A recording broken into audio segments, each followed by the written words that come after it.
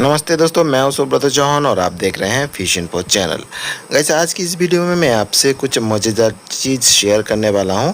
और आप जैसे कि यहां पे देख रहे हैं कुछ सीड तैयार हुआ है और वो सीड काफ़ी अच्छा क्वालिटी का सीड है। इसमें गोल्डन है, चना पोटी है, बाटा है। इस तरह का सीड तैयार करने के लिए अलग अलग किसान इसको तैयार करते हैं फिर बेचते हैं। लेकिन एक चीज़ है कि ये जो सीड तैयार है और अच्छा क्वालिटी का सीड तैयार है, वो कई बार हेचरी जो ब्रीडर होते हैं उनके पास ये सारा सीड खुद ब खुद तैयार होता है और ना ही इसमें किसी तरह का फीड का ज़रूरत होता है, ना ही मछली छोड़ने का ज़रूरत होता है, कुछ भी करने का ज़रूरत नहीं पड़ता है, फिर भी हो जाता है। कैसे होता है मैं आपसे शेयर करता हूँ। जैसे कि आप जानते हैं हैचरी में जो ब्रीडिंग कराया जाता है उस दौरान मछली का जो अंडा तैयार होता है, उस अंडे को हैचिंग करने के लिए जार या फानेल का इस्तेमाल किया जाता है। उसमें उस अंडे को हैचिंग किया जाता है। हैचिंग के बाद वो अंडा या बनता है स्पॉन, और स्पॉन को कई बार क्लीन करने का ज़रूरत होता है, साफ़ सुथरा करने का ज़रूरत होता है। इस दौरान जो पानी है उस पानी के साथ वो कचरा वगैरह के साथ कुछ मछलियाँ हम लोग ऐसे ही बाहर की तरफ फेंक देते हैं कचरा के साथ, जैसे ड्रेन वगैरह है। और वो जो पानी है वो धीरे धीरे किसी तालाब से होकर बाहर की तरफ निकलती है या फिर ड्रेन से होकर किसी न किसी तालाब में आ जाकर गिरती है। उस दौरान उसमें क्या होता है, जो छोटी छोटी स्पॉन है वो तालाब में आ जाती है। आने से क्या होता है, तालाब में कुछ मछली का प्रोडक्शन जो है वो अपने आप ही हो जाता है।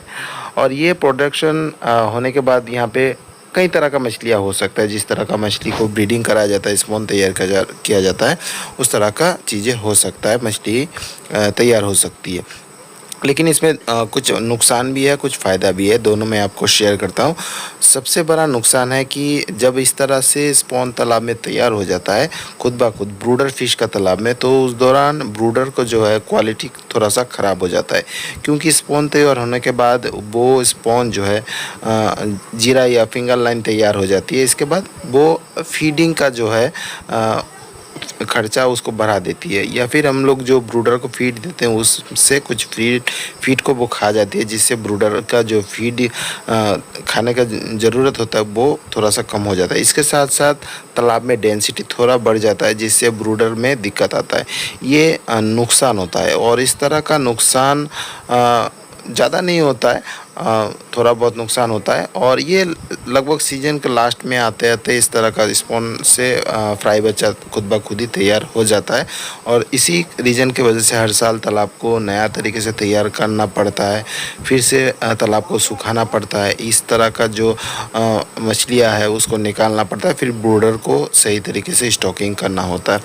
तो ये गया कुछ प्रॉब्लम। और फ़ायदा जो होता है वो है ना ही हमें स्पॉन छोड़ने का ज़रूरत होता है, ना ही हमें अलग से फीडिंग देने का ज़रूरत होता है।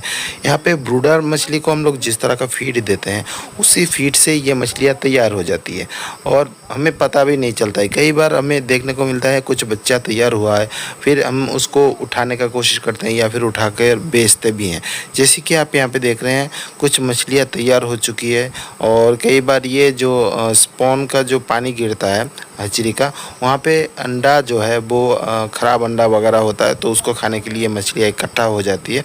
इसके बाद उसको आसानी से घेर कर हम इस तरह से निकाल सकते हैं और कुछ सेलिंग के दौरान कुछ प्रॉफिट भी हो जाता है। और इसके अलावा भी अगर कोई इसको कल्चर में डालना चाहते हैं या फिर हैचरी का कोई तालाब वगैरह है जिसमें कल्चर वगैरह किया जाता है, तो उस दौरान भी कुछ फ़ायदा हो जाता है, क्योंकि बहुत ही अच्छा क्वालिटी का सीड मिल जाता है। मछली का साइज़ अच्छा रहता है, ग्रोथ अच्छा रहता है। तो उस तरह का मछली को कल्चर में डालने से कल्चर का जो समय है वो बहुत ही कम लगता है और कम समय में मछलियाँ तैयार हो जाती है। अब यहाँ पे कौन सा मछली होगा ये बोल पाना मुश्किल हो जाता है, क्योंकि हर तरह का मछलियाँ रहती है। जैसे कि आप यहाँ पे देख रहे हैं कुछ मछली को उठाया गया है, इसमें चैना पोटी है, बाटा मछली है, इसमें गोल्डन है, जैसे कॉमन कार्प है, मिरर कार्प है, इस तरह का मछली जो है वो इसमें है। तो अलग अलग वैरायटी का मछली मिलता है जिसमें आईएमसी वगैरह भी होता है। तो उस तरह का मछली को हम निकाल कर अलग से कल्चर में डालते हैं, ऑफ सीजन में काम आ जाता है। तो इस दौरान इस तरह का कुछ मछलियाँ तैयार हो जाती है, जो कि कई बार फ़ायदा दे जाता है।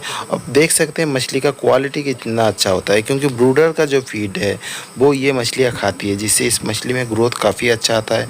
उसका बॉडी जो है बायोमास जो है वो बहुत ही अच्छा होता है। आप देख सकते हैं हर मछली का साइज़ लगभग एक जैसा है और मछली कितना ज़्यादा तंदुरुस्त है, चौड़ा रहता है और उस मछली का क्वालिटी कितना अच्छा हो जाता है। तो इस दौरान इस तरह का मछलियाँ तैयार होती है, होने के बाद हमें कुछ फ़ायदा मिल जाता है।